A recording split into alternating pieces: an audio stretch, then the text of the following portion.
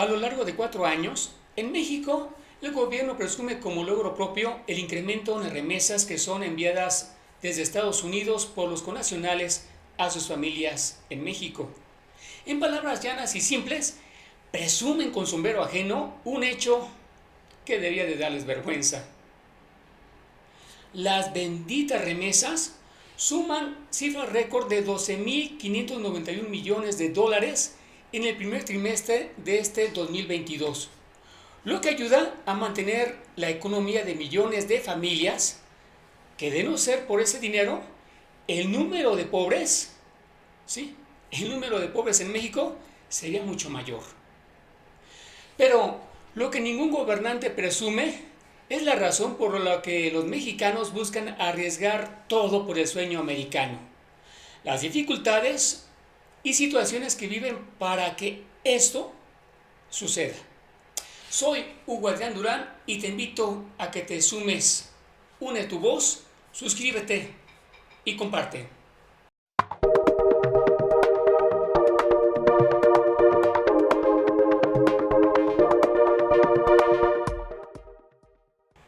El sacrificio de dejar a su familia, arriesgar su vida cruzando la frontera, pagando a coyotes miles de pesos, en su mayoría de las veces lo hacen por dejar la pobreza, otros por forjarse un futuro que en su lugar de origen no ven por dónde, y ahora un número importante huyen desplazados por la inseguridad que viven en su comunidad o en su municipio. Hoy hablaremos con Antonio Ramírez Luna, originario de la ciudad de Abasolo, Guanajuato. Él es un maestro normalista e ingeniero agrónomo.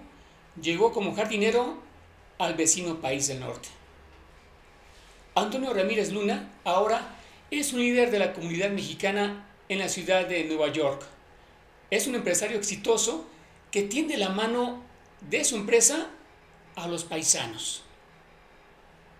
No solo en México, sino en todo el mundo, pero desafortunadamente en México se ve se ve un poquito más el fenómeno de la inmigración hacia los Estados Unidos y enseguida pues le siguen los países de Centroamérica y Sudamérica. Pero considero que los migrantes que estamos acá, que ingresamos a este país, de alguna manera todo el mundo tenemos o teníamos o tendremos la mentalidad de que aquí pues habría más oportunidades de empleo, había más oportunidades de llevar a la familia a una vida mejor, ya que en nuestros países de origen pues los sueldos no son bien remunerados, los sueldos no se adaptan a las necesidades de las familias migrantes. La escasez de trabajo es cada día más superior eh, a la demanda de la mano de obra. Entonces, por ese lado. Por el otro lado, el fenómeno que se vive de la delincuencia, Hugo, que unos emigramos aparte a este país por considerar en este caso a México y a los países de Centroamérica, Honduras, Nicaragua, Guatemala, El Salvador, como como un cáncer letal que tarde que temprano nos va a llevar a tumba. Por un lado, la crisis económica y por otro lado, la delincuencia que se vive de una manera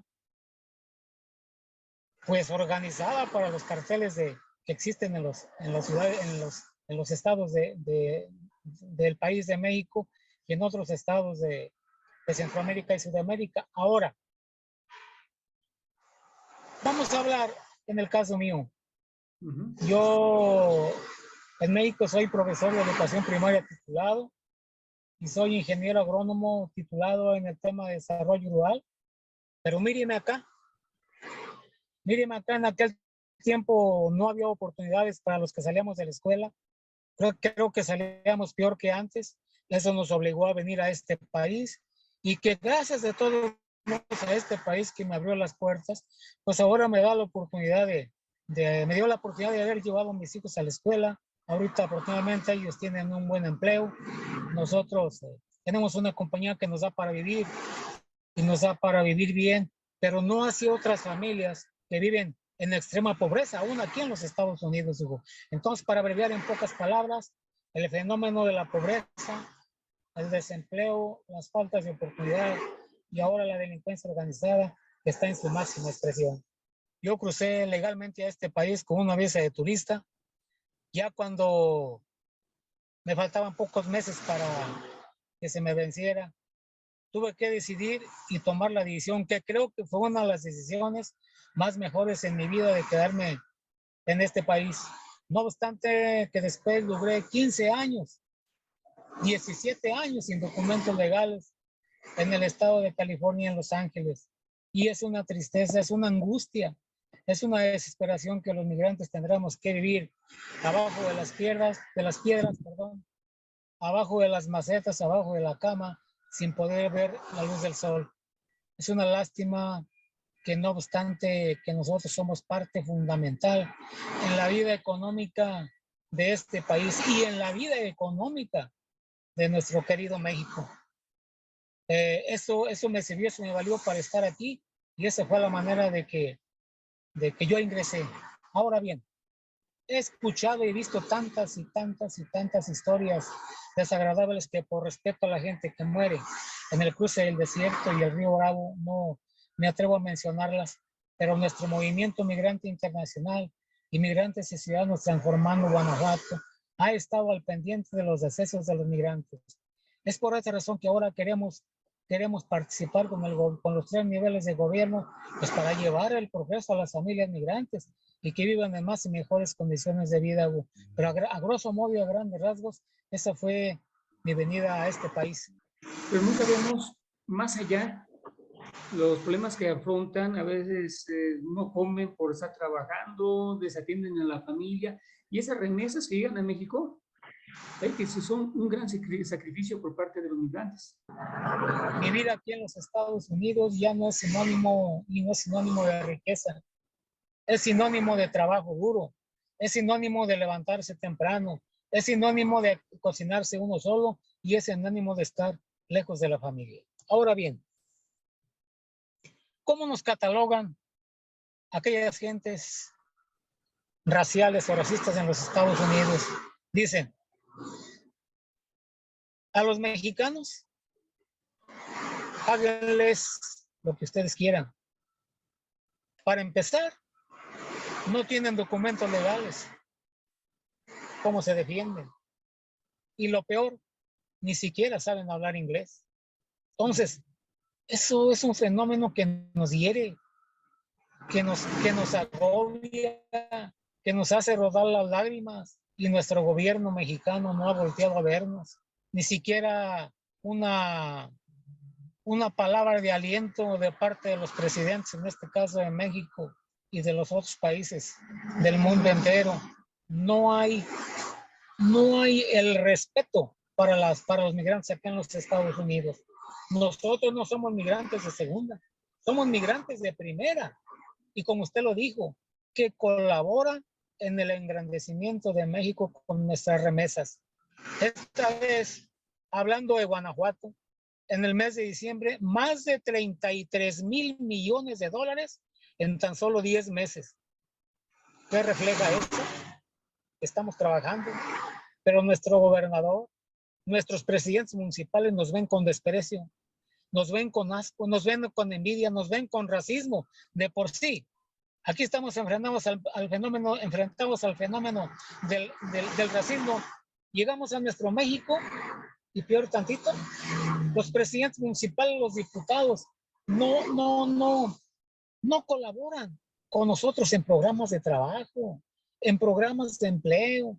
Entonces queremos llevar el beneficio a nuestro México, pero nos encontramos con ese fenómeno también en México. Don Toño, hablando sobre esa gran tragedia que acaba de ocurrir en San Antonio, Texas, saben que hay 7 guanajuatenses, pero también se habla que cuál fue el origen de la muerte de estos connacionales. Muchos hablan de que fueron llevados por delincuentes. No sé qué información tiene al respecto. Hay muchas versiones, Hugo, pero lo que sí sé es que esto es un crimen de parte de la delincuencia organizada para nosotros. Esa gente, pobre gente, venía con el esfuerzo de llevar el pan y la sal a la mesa de sus hijos y ahora las cosas se complican. Ahora hay que pagar el envío del cuerpo y lo peor, ahora hay que pagar porque mucha gente se endeudó para pagar, como folclóricamente se le dice a los coyotes, para que los hubieran traído acá. Ahora bien, hasta donde yo sé, había gentes de Centroamérica, Honduras y Guatemala, que venían en ese tráiler, pero no venían desde Centroamérica. Los demás venían viajando en autobús o en carro, porque en México es fácil sobornar a las aduanas fronterizas, sobornar a la misma Fuerza Nacional, sobornar a los agentes de tránsito y llegar a la frontera. Los dejan en Piedras Negras y de ahí los levanta ese tráiler y los cruza por la 53 o 55, no recuerdo, que es la única puente que comunica desde la frontera con Piedras Negras hasta la frontera con Canadá en el Freeway 5. Allí los levantaron y los subieron a ese tráiler. Entonces no venían desde México, por eso dice, pero ¿cómo? Al pasar el checkpoint, debieron de haberles ¿cómo le explico? Haberlos identificado. El troque se paró como 30 segundos, aprovecharon que era el cambio de turno, los migras salen y entran otros y pasaron, se ve en las cámaras cuando muestran su tarjeta. Ahora, quiero entender, de acuerdo con yo percibo las cosas, que esta gente iba a un sitio, a una casa, como le llaman, casa de seguridad, en el sitio donde el tráiler se paró. ¿Qué fue lo que pasó? Que el chofer se bajó, abrió la puerta con el fin de decirle bájense, pero cuando abrió la puerta, Hugo, vio el montón de cadáveres y sintió miedo y corrió al monte a esconderse. Por eso el tráiler se quedó ahí parado, porque las puertas estaban abiertas y ellos no podían abrirlas del lado de adentro.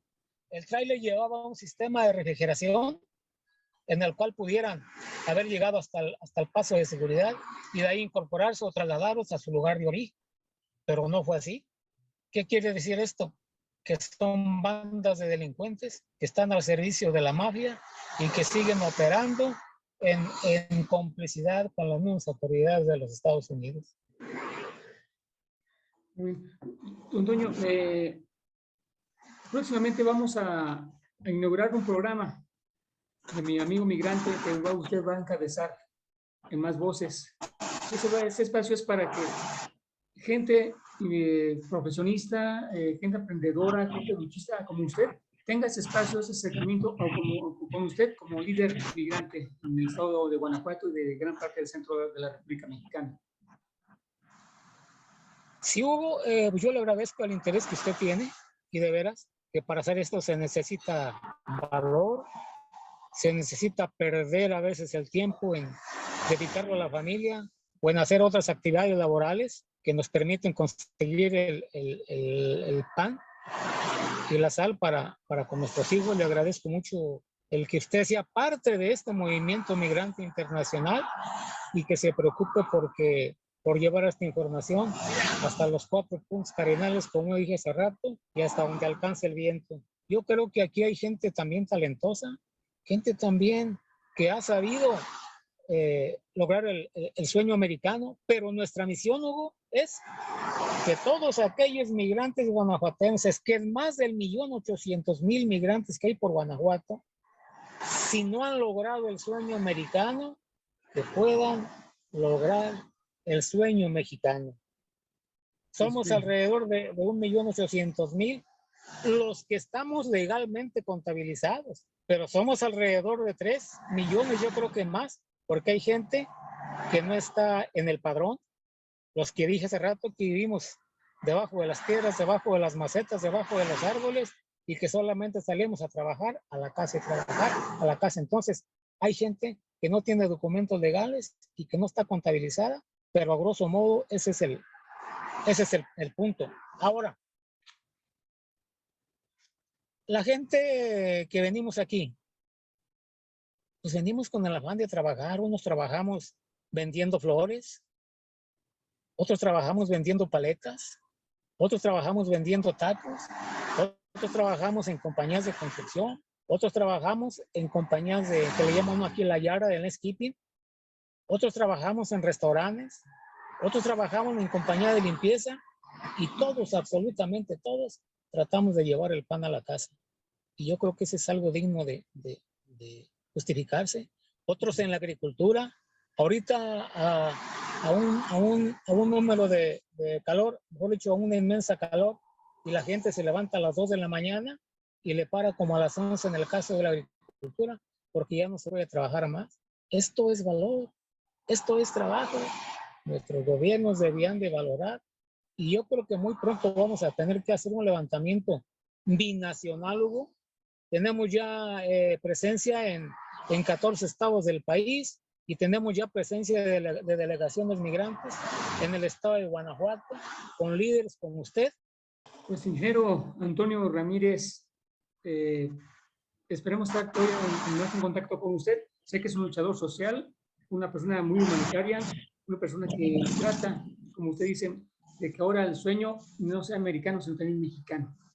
De una población de casi 57 millones de latinos en Estados Unidos, más del 63% es de origen mexicano, es decir, son 36 millones de personas.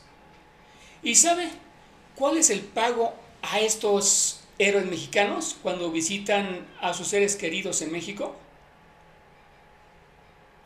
Pues a su paso por la frontera son extorsionados por agentes aduanales. La Guardia Nacional les despojan de sus pertenencias y mucho dinero. En carreteras son asaltados, extorsionados, secuestrados y, por desgracia, hay casos que son asesinados. Y lo peor aún es cuando las autoridades mexicanas, llámese gobernantes de cualquier color, les dan con la punta del pie. ¿Sí? Eso, existe una frase de que amor con amor se paga. Y para que se dé una idea, nuestros connacionales representan el crecimiento futuro de la economía de Estados Unidos. Los latinos, especialmente los mexicanos, tienen un papel protagónico. Esto incluye a los inmigrantes mexicanos que residen en Estados Unidos y a los estadounidenses que en el censo se identifican como de origen mexicano. A ellos se les conoce como Hispanians. Si bien la migración de mexicanos a Estados Unidos ha estado por años impulsada por trabajadores sin estudios superiores que se desempeñan mayormente en los sectores agrícolas y de la construcción, el panorama ha cambiado en años recientes, explican los expertos. Los hijos de estas generaciones que emigraron tienen más probabilidades de obtener educación en niveles superior, ganar y gastar dinero y tener una mejor calidad de vida. El mérito es de ellos y nadie deberíamos colgarnos de él. Soy Hugo Adrián Durán y nos vemos en la próxima emisión de Más Voces.